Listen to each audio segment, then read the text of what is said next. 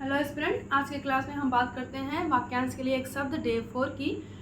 और आज हम टोटल कवर कर लेंगे 78 वाक्यांश और यहाँ से 10 प्रश्न आएंगे। अभी हम लोग का आरओ का जो पिछले ईयर का वाक्यांश के सब लिए प्रश्न है वो बाकी है।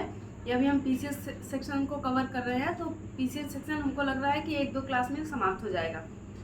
चलो शुरू करते हैं, टाइम वेस्ट नहीं करेंगे। पहला स्टेटमेंट है, जिसके आने की कोई तिथि न हो। जिसके आने की कोई तिथि ना हो यानी आपके घर में तेल है, नमक है, हल्दी है कि नहीं है, वो टपक पड़ता है और फिर सारी व्यवस्थाएं करनी पड़ती है, तो ऐसा आदमी को कहते हैं हम लोग अतिथि। ऐसे आदमी को क्या कहते हैं? अतिथि। जिसके आने की कोई तिथि ना हो उसे क्या कहेंगे? अतिथि। ऐसे शब्दों में आप अ लगा के शब्द बना सकते हो। जिसे भले बुरे का ज्ञान न हो।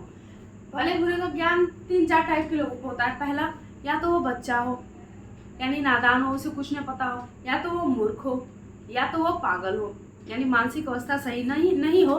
तो ऐसे लोगों के लिए आप मूर्ख भी लिख सकते हो, लेकिन यहाँ पे बिल्कुल सटीक शब्द जो होगा, क्योंकि तीनों को कंपाइल करता है, तो इस वजह से जो शब्द होगा वो होगा अबोध। तो आपने सुना होगा अबोध बालक है, उससे गलती हो गई, उसे नहीं पता क्या सही है क्या गलत। जिसे वाणी व्यक्त न कर सके, तो यहाँ पे अ शब्द लगा दोगे तो शब्दावली बन जाएगी, तो क्या हो जाएगा? अव्यक्त। जिसे वाणी व्यक्त ना कर सके उसे कहते हैं अव्यक्त। ऐसा ग्रहण जिसमें सूर्य पूरा ढक जाए, यानी क्या बोलते हैं, कंप्लीट सोलर इक्लिप्स की बात हो रही है, पूर्ण सूर्य ग्रहण की बात हो रही है। तो सूर्य का एक पर्यायवाची है खग। जब आप पढ़ेंगे श्लोक पढ़ेंगे सूर्य नमस्कार का, तो ये ऐसे है ना, ओम ध्येय सदा सवित्री मंडल मध्यवर्ती। तो यहाँ पे सवित्री मंडल, सवित्री देखो सूर्य की पर्यायवाची है। नारायण सरसिजासन सन्निविष्ट केयुर्वान मकर कुंडल वान किरीटी, वो जो कोरोना बन रहा है, ठीक है। हारे हिरण्य भी सूर्य का पर्यायवाची है। पुंगित शंख चक्र। फिर ओम सूर्याय नमः, ओम भानवे नमः, ओम अर्काय नमः, ओम खगाय नमः, ओम भास्कराय नमः, ओम श्री सावित्रे नारायणाय नमः, ओम श्री सावित्रे नमः, ओम पुष्णे नमः, ओम रवये नमः। तो ये सब शब्द जो आते हैं इससे पर्यायवाची याद हो जाता है, ठीक है। तो ये श्लोक वगैरह पढ़ा करो आप, वहाँ पे खगाय शब्द आता है। तो यहाँ पे जब पूरा सूर्य ग्रहण होता है, तो यहाँ पे सूर्य के लिए हम यहाँ पे इस शब्द के लिए खग्रास शब्द यूज करते हैं। खग्रास, खग प्लस पूरा ग्रहण होना, उनसे खग्रास होता है। जिसे शब्दों में नहीं कहा जा सकता उसको बोलते हैं अकथनीय। अकथनीय यानी जिसे कथन में या शब्द में या वाक्य में किसी भी तरह से नहीं कह रहे हैं, उसको अकथनीय कहेंगे। जो सब कुछ उदारता से देना जानता हो, इसको बोलते हैं आदार्य दाता। कहाँ गए? हाँ सही है, जो उसे कहते हैं आदार्य दाता, जो कुछ उदारता से दान देता है, यानी कि पार्टी भी करता है, फिर सबको बांध के भी देता है। घर पे कोई आ जाता है तो घर में है कि नहीं, अपने हिस्से में से दे देता है। तो ऐसे लोगों की बात हो रही है। जो जरा सा भी खर्च करने में आनाकानी करता है उसे कहते हैं कृपण। कृपण वह आदमी होता है, जब ये शब्द आए तो आपके दिमाग में आना चाहिए कि वो क्या है? कंजूस टाइप का, जिसे हम कंजूस कहते हैं, वो वास्तव में उसके लिए हिंदी में जो शुद्ध शब्द है वो कृपण यूज होता है। प्रिय वचन बोलने वाली स्त्री। बोलने को हम वद बोलते हैं, वद धातु, वद का मतलब होता है बोलना, ठीक। प्रिय वचन बोलने वाली स्त्री को कहते हैं प्रियंवदा। प्रिय बोलने वाली स्त्री। बहुत दिनों तक स्मरण करने योग्य, बहुत लंबे समय के लिए चीर शब्द यूज करते हैं, ठीक। तो स्मरण और ई प्रत्यय लगेगा, तो ये हो जाएगा चीर स्मरणीय।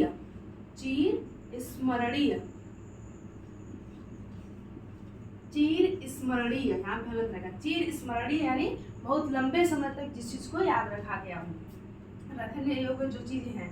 जिसे बुलाया न गया हो, अचानक आए, जैसे मैंने कहा, तो दोस्त टाइप के लोग होते हैं, इनको बुलाना नहीं पड़ता है कहीं पे, ये टपक जाते हैं, तो इनके लिए शब्द आता है अनाहुत। जिसके आने की तिथि ना हो वो अतिथि होगा, और जिसको बुलाया न गया है वो टपक पड़ता है, तो उसको कहते हैं अनाहुत। दोनों शब्दों में अंतर है। पसीने से उत्पन्न होने वाला, पसीने का एक पर्यायवाची होता है श्वेत। क्या होता है? श्वेत। श्वेत का मतलब भी क्या होता है? पसीना। और ज शब्द उत्पन्न होना यानी जन्म लेना, ज शब्द जब जुड़ जाता है, ज तो ज का मतलब होता है जन्म लेना, तो ये हो जाएगा स्वेदज। स्वेदज, पसीने से उत्पन्न होने वाले को क्या कहेंगे? स्वेदज। नेक्स्ट, जहाँ खाना मुफ्त में मिलता हो, तो सिख धर्म को याद रखना, वहाँ पे मंदिर में जो फ्री में खाना मिलता है उसको क्या कहते हैं? लंगर। क्या कहते हैं? लंगर। शुद्ध खाना मिलता है, यहाँ पे कोई भीख मांगते हुए आपको नहीं दिखेगा। बहुत बेहतरीन धर्म है। चलो आगे, पैर से मस्तक तक। पैर से मस्तक तक, पैर से यहाँ तक पूरी बॉडी की बात हो रही है, तो इसके लिए होता है आपाद मस्तक। क्या शब्द होता है? आपाद। पाद यानी पैर, मस्तक, मस्तक यानी सिर, तो आपाद मस्तक आप होगा कि सबको लेना है, यहाँ से लेके यहाँ तक बोलते हैं, सिर से लेके पैर तक, पैर से लेके सिर तक, तो पैर से लेके सिर तक, तो वहाँ पे आ शब्द जोड़ दिया मैंने से लेकर के लिए, आपाद मस्तक। जो अभी अभी उत्पन्न हुआ, यहाँ पे बड़ी रहेगी, जो अभी अभी उत्पन्न हुआ है उसको कहते हैं प्रत्युत्पन्न। उसको कहते हैं प्रत्युत्पन्न। प्रत्युत्पन्न, प्रत्युत्पन्न। ठीक, जैसे बच्चे तुरंत पैदा हुए हैं, या कोई फूल तुरंत अभी खिला हुआ है, अभी इसके पहले कली हुआ, कली था, तो इसके लिए जो होता है जो अभी अभी उत्पन्न हुआ उसको कहेंगे प्रत्युत्पन्न। जो गणना के अयोग्य है, यानी जो गणना करने योग्य नहीं है उसको बोलेंगे अगण्य। अगण्य, अगण्य। यहाँ पे क्या लग जाएगा? गणना में अ शब्द लग जाएगा, तो क्या बन जाएगा? अगण्य बन जाएगा।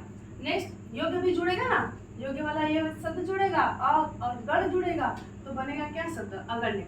पति के द्वारा छोड़ी गई स्त्री। पति के द्वारा छोड़ी गई स्त्री को कहते हैं परित्यक्ता। कैसे याद रखोगे? देखो, हमारे धर्मों के अनुसार पति ही परमेश्वर होता है, पति ही सब कुछ होता है। एक स्त्री की दुनिया पति के चारों तरफ घूमती है। अब पति ने छोड़ दिया, और चारों तरफ के लिए हम परि शब्द भी यूज करते हैं।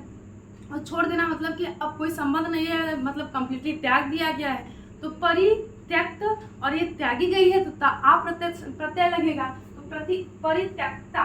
परित्यक्ता कहाँ गया? पति के द्वारा छोड़ी गई स्त्री परित्यक्ता। समझ रहे हैं क्या क्या शब्द बनाया गया है? मतलब कि उसको चारों तरफ से छोड़ दिया गया, वो खत्म है, ये हमारे धर्म के अनुसार है। हाथी की तरह चलने वाली स्त्री, तो ये थोड़ा सा फनी टाइप है, लेकिन एग्जाम में पूछा हुआ है। हाथी की तरह चलने वाली स्त्री, हाथी को कहते हैं गज। हाथी का पर्यायवाची गज भी है। चलने को कहते हैं गमन। गम धातु से आया है, गम धातु से। ठीक, तो ये हो जाएगा गज, और चलने वाली स्त्री की बात हो रही है, तो ये हो जाएगा गजगामिनी। गजगामिनी, गजगामिनी यानी हाथी की तरह चलने वाली स्त्री। नेक्स्ट, वह लड़की जिसका विवाह होने योग्य है। वह लड़की जिसका विवाह होने योग्य है उसको बोलते हैं सौभाग्याकांक्षिणी। सौभाग्यवती भ, ऐसे बोलते हैं ना, तो वही सौभाग्य वाला। सौभाग्याकांक्षिणी,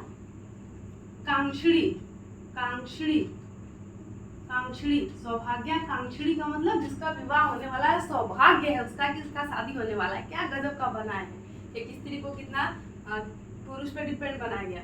संदेश ले जाने वाला, बिल्कुल संदेश वाहक, सबको पता है संदेश वाहक। डाकिया आया तो उसको संदेश वाहक कहेंगे। जिसकी गहराई न नापी जा सके उसको बोलते हैं अथाह। अथाह यानी जिसका अथाह न लगाया जा सके, जिसकी कहाँ तक सीमा है, कहाँ तक गहराई है, सीमा के लिए असीम हो जाएगा, तो कहाँ तक गहराई है उसका पता न लगे तो उसे अथाह कहते हैं। व्यर्थ खर्च करने वाला, कम खर्च करने वाले को मितव्ययी कहते हैं, और ज्यादा खर्च करने वाले को, जो व्यर्थ में खर्च करता है, उसे कहते हैं अपव्ययी। अपव्ययी, ठीक है। नेक्स्ट, जिस स्त्री का पति जीवित न हो, जिस स्त्री का पति जीवित न हो मतलब मर गया हो, जिस स्त्री का पति मर गया हो उसे विधवा कहते हैं। उसे क्या कहते हैं? विधवा। बड़ी कष्टदायी जीवन है, क्योंकि वही है कि पति के चारों तरफ ही दुनिया घूम रही है, परित्यक्ता हो जा रही है, विधवा हो जा रही है। नेक्स्ट क्या है? लास्ट क्या है? नष्ट हो जाने वाला। नष्ट हो जाने वाला, नष्ट हो जाने वाला। इसके शब्द के ये मैंने क्या लिखा है? नष्ट हो जाने वाला।